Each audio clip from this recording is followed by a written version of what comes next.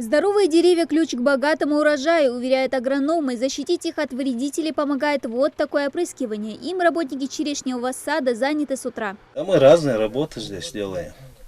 Опрыскиваем, дискуем, окучиваем и так далее. Гектара 80 надо сегодня опрыскивать. Тяжелая работа? Да нет, легкая.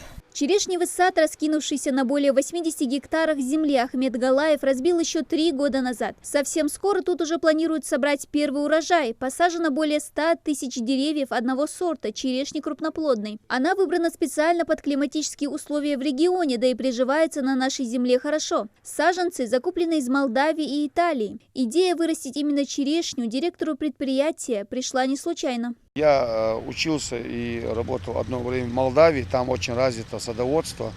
И вот как бы там есть друзья, мой старший брат, там оттуда был небольшой опыт, поэтому вот как-то так решили, что у нас именно по черешне садов нету, поэтому решили заложить именно у нас у себя дома, чтобы был черешневый сад. Для ухода за садом тут стараются использовать передовые технологии. В их числе многоуровневая система капельного орошения. Капля за каплей за час эта система выдает 1,5 литра воды на одно дерево, тем самым исключая ее лишнюю трату. Забор воды происходит с Алханчурского канала и затем поступает на фильтрационную станцию. Процесс автоматический. Здесь специальный песок свой. И вот как вы видите, сверху она поступает. Через этот песок вода проходит, здесь задерживаются все мелкие частицы, грязня, ил, там, заиление, все такое. И уже снизу она опять попадает уже в вот эту вот трубу, как вы видите, и по ней уже очищенная, она уже дальше идет по магистрали в поле, ну и, соответственно, на полив. Чтобы капризы погоды не вредили деревьям, в середине сада есть и своя метеостанция. Прогноз погоды обновляется каждый час. С помощью нее можно узнать не только о ближайших осадках и скорости ветра, но и проконтролировать влажность почвы.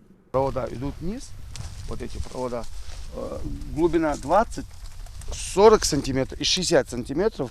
Там внизу на концах этих проводов есть датчики, которые нам показывают влажность земли, влажность почвы.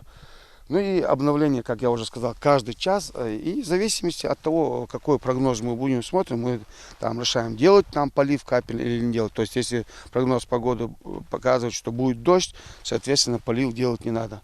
Недавно в саду посадили новые саженцы. Сорт тот же, черешня крупноплодная, только белая. В ближайшем будущем аграрии планируют посадить еще деревья и увеличить площадь сада до 100 гектаров. А пока ждут первого урожая от уже подросших деревьев. Сбор запланирован, когда черешня созреет, а это, по словам директора, возможно дней через 15. Реализовывать сладкую ягоду намерены по торговым точкам республики пока небольшими партиями. В дальнейших планах возможны поставки и в соседние регионы. Дана Плива, Магомед Даскиев, Новости 24.